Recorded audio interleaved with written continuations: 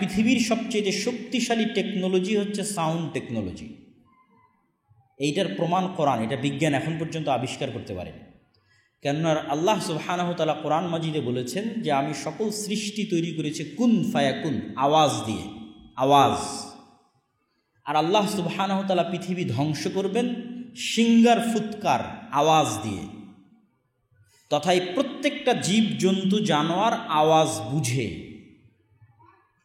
কিন্তু ওই লেভেলের আওয়াজ আমি জানি না। কিন্তু ওই লেভেলের আওয়াজের জ্ঞান আল্লাহ সুলাইমান আলাইহিস সালাতু ওয়াস সালামকে দিয়েছিলেন, সাউন্ড টেকনোলজি। তথা পিঁপড়া কি আওয়াজ করলে পিঁপড়া বুঝবে, এই জ্ঞান সুলাইমান আলাইহিস সালাতু ওয়াস সালামের ছিল। কি আওয়াজ করলে গরু, ছাগল, মহিষ বুঝবে, এই জ্ঞান সুলাইমান আলাইহিস সালাতু ওয়াস সালামের ছিল। সাউন্ড টেকনোলজি সর্বোচ্চ লেভেলের। এখনকার বিজ্ঞান দাঁড়িয়ে আছে আলোর উপর, লাইট টেকনোলজি, আলোর টেকনোলজির উপর দাঁড়িয়ে আছে। সাউন্ড টেকনোলজির ধারে কাছেও তারা নাই। আর ওটাই আল্লাহ সুবহানাহু ওয়া তাআলা মুসলমানদের দিয়ে রেখেছে। কোরআন এই জন্য পৃথিবীর সর্বশ্রেষ্ঠ মুজিজা। কেননা এগুলোর থেকে সাউন্ড, আওয়াজ বের হয়, জিকির, সাউন্ড, আওয়াজ, এগুলো প্রভাব বিস্তারকারী, এগুলো প্রভাব বিস্তার করবেই। কিয়ামতের পূর্ব মুহূর্তে শুধু আল্লাহু আকবার আওয়াজ দিয়ে প্রাচীর ভেঙে যাবে। মানে মুসলমানেরা আওয়াজ করবে আল্লাহু আকবার, আওয়াজে প্রাচীর ভাঙবে। তো সর্বোচ্চ লেভেলের অস্ত্র মুসলমানদের কাছে আছে, কিন্তু ওইটা সম্পর্কে মুসলমানেরা জানে না। ওই লেভেলের জ্ঞান, ওই লেভেলের বিশ্বাস, ওই লেভেলের ইয়াকিন মুসলমানদের নাই। কোরআনে আল্লাহ সুবহানাহু ওয়া তাআলা কি বলছে সেই বিশ্বাস মুসলমানদের নাই। আল্লাহ সুবহানাহু ওয়া তাআলা কেন জিকির করার জন্য বলছে সকাল সন্ধ্যায়? সকল অসম্ভব সম্ভব হয়ে যেতে পারে জিকির দিয়ে, সকল অসম্ভব, সকল অসম্ভব। জাকারিয়া আলাইহিস সালাতু ওয়াস সালাম যখন আল্লাহ সুবহানাহু ওয়া তাআলার কাছে চাচ্ছেন যে আমাকে সন্তান দিতে হবে, অথচ আমি বার্ধক্য বয়সে এবং আমার স্ত্রী বন্ধ্যা, তখন আল্লাহ সুবহানাহু ওয়া তাআলা তাকে সন্তানের সুসংবাদও দিলেন। কিন্তু জাকারিয়া আলাইহিস সালাতু ওয়াস সালাম বিশ্বাস করতে পারছেন না, এটা অসম্ভব। এই 80-90 বছরের বার্ধক্য বয়সে আর আমার স্ত্রীর এই বন্ধ্যা অবস্থায় সন্তান হবে, তাহলে একটা আলামত দেন। যে আলামত কি? যে আলামতে আমি বিশ্বাস করব যে সন্তান হবে। তো আল্লাহ সুবহানাহু ওয়া তাআলা বলছে আলামত এটাই যে তুমি সকাল সন্ধ্যা জিকির করবা, এটাই আলামত। আল্লাহ সুবহানাহু ওয়া তাআলার আরশ বিশাল। আমরা যে মহাশূন্য দেখি, এই মহাশূন্যের সাথে, এই মহাশূন্যকে যদি আমরা প্রথম আসমানের নিচের অংশ কল্পনা করি, তাহলে এই মহাশূন্যরই কোনো হদিস বিজ্ঞানীরা করতে পারেনি। যে মহাশূন্য আমরা দেখি, আমরা যেই গ্যালাক্সিতে বসবাস করি, এই গ্যালাক্সিতে আলোর গতিতে সফর করলে 1 লক্ষ বছর লাগবে এক মাথা থেকে আরেক মাথা যেতে। আর মানুষ যে যন্ত্র আবিষ্কার করেছে, সর্বোচ্চ গতির রকেট যদি এক গ্যালাক্সি থেকে আরেক গ্যালাক্সিতে যেতে চায়, আমাদের গ্যালাক্সি থেকে নিকটবর্তী গ্যালাক্সিতে, তাহলে 35,000 কোটি বছর লাগবে মানুষের। তো কত লক্ষ লক্ষ গ্যালাক্সি আছে তা মানুষও জানে না। এগুলো যদি সব নিচের আসমানের অবস্থা হয়,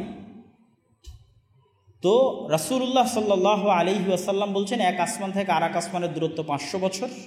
এইটা ধরলাম নিচের আসমানের অবস্থা। যে নিচের আসমানে এক গ্যালাক্সি থেকে আরেক গ্যালাক্সিতে মানুষের আবিষ্কার করা বর্তমান সর্বোচ্চ যন্ত্রের সময় লাগবে 35,000 কোটি বছর, মাত্র এক গ্যালাক্সি থেকে আরেক গ্যালাক্সি যেতে। অথচ গ্যালাক্সি যে কত লক্ষ লক্ষ কোটি কোটি আছে মানুষও জানে না, বিজ্ঞানীরাও জানে না। তাহলে এটাই যদি প্রথম আসমানের নিচের অবস্থা হয়, তাহলে এক আসমান থেকে আরেক আসমানের দূরত্ব 500, দ্বিতীয় থেকে তৃতীয়, তৃতীয় থেকে চতুর্থ, চতুর্থ পঞ্চম, পঞ্চম থেকে ষষ্ঠ, ষষ্ঠ সপ্তম। তারপরে যে আয়াত দিয়ে শুরু করেছিলাম, ওয়াসিআ কুরসিয়্যুহুস সামাওয়াতি ওয়াল আরজ, রাসূল সাল্লাল্লাহু আলাইহি ওয়াসাল্লাম বলছেন আল্লাহর কুরসির তুলনা 7 আসমান এবং 7 জমিনের সাথে বিশাল মরুভূমির মধ্যে পড়ে থাকা এক টুকরা আংটির মতো। আর এই যদি হয় আল্লাহর কুরসির অবস্থা, তাহলে আল্লাহর কুরসির তুলনা আল্লাহর আরশের সাথে একই রকম। তথা 7 আসমান 7 জমিন যদি বিশাল মরুভূমির মধ্যে পড়ে থাকা এক টুকরা আংটি হয়, আর বিশাল মরুভূমি যদি আল্লাহর কুরসি হয়, তাহলে এই বিশাল মরুভূমি আল্লাহর আরশের তুলনায় এক টুকরা আংটির মতো বিশাল মরুভূমিতে পড়ে থাকা। তো ওই আরশ ফেরেশতারা বহন করবে। তো ফেরেশতাদের বহন করার শক্তি আছে আরশের। এই আরশের ওজন ফেরেশতারা বহন করবে, এই ক্ষমতা আছে। তো আল্লাহ সুবহানাহু ওয়া তাআলা ফেরেশতাদের একটা জিকির শিখিয়ে দিলেন যে তোমরা সবসময় বলবা লা হাওলা ওয়ালা কুওয়াতা ইল্লা বিল্লাহ। এই জিকির দিয়ে তোমরা এই আরশ বহন করার শক্তি অর্জন করতে পারবা। তো আসমান এবং জমিনে এমন কোনো ফেরেশতা নাই যে ফেরেশতা সবসময় জিকির না করছে। আমরা যেমন শ্বাস প্রশ্বাসের মাধ্যমে যেমন আমরা বেঁচে থাকি, ফেরেশতারা বেঁচে থাকে জিকিরের মাধ্যমে, আল্লাহ সুবহানাহু ওয়া তাআলার জিকিরের মাধ্যমে। তো এই টেকনোলজিগুলো হচ্ছে মুসলমানদের কাছে, কিন্তু ওই সেন্সে মুসলমানদের বুঝার জ্ঞান নাই। না হলে কি রাসূল সাল্লাল্লাহু আলাইহি ওয়াসাল্লাম যুদ্ধ চলা অবস্থায় সালাত আদায় করতে বলবেন? আপনি দুনিয়ার কোন লজিকে দাঁড় করাবেন যে যুদ্ধ চলা অবস্থায় সালাত আদায় করতে হবে? কেননা যুদ্ধের জয় পরাজয় নির্ভর করে দুনিয়াবি লজিকের উপর, যে আমি গুলি মারবো সে গুলি মারবে, আমি ফায়ার করব সে ফায়ার করবে, আমি তরবারি চালাবো সে তরবারি চালাবে, আমি বম মারবো সে বম মারবে, সব দুনিয়াবি। তাহলে এখানে তো দুনিয়াবি আধিপত্যের মাধ্যমে বিজয় অর্জন করা উচিত। সেখানে আল্লাহ বলতেছেন না, সময় হলো যুদ্ধের মাঠে সালাত আদায় করতে হবে। কেননা আসলে জয় পরাজয় দুনিয়াবি জিনিসের উপর নির্ভর করে না, জয় পরাজয় নির্ভর করে আল্লাহর সহযোগিতা, আল্লাহর সাহায্য, আল্লাহর শক্তির উপর।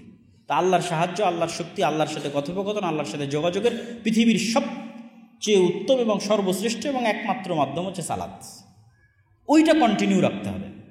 আল্লাহ সুবহানাহু ওয়া তাআলার জিকির এবং আল্লাহ সুবহানাহু ওয়া তাআলার সাথে সম্পর্ক কন্টিনিউ থাকলেই, আল্লাহ সুবহানাহু ওয়া তাআলার শক্তির উপর মানুষের আস্থা এবং বিশ্বাস থাকলেই মানুষের পক্ষে বিজয় অর্জন করা সম্ভব, মুসলমানদের পক্ষে বিজয় অর্জন করা সম্ভব।